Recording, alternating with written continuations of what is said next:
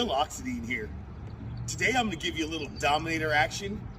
I made a couple videos the other night where the boat was really stuck to the water. Now it's nice and loose the way I've been used to run it all winter. It's going to actually be pretty loose, so we'll show you a little better performance than we have before. It's got you screaming Oxidean Marine. Who's got the fastest boats on the scene? It's got you screaming Oxidean Marine. Starting with the carbon fiber Kevlar weave. CNC parts, man, it's built for speed. High flow water systems, cool for heat. 100 miles an hour on the water, shoot. Animal twin cat RTR. Fastest in the game, it's a super.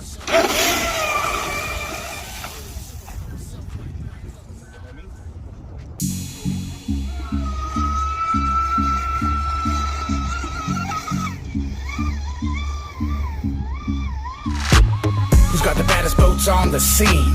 It's got you screaming Oxidean.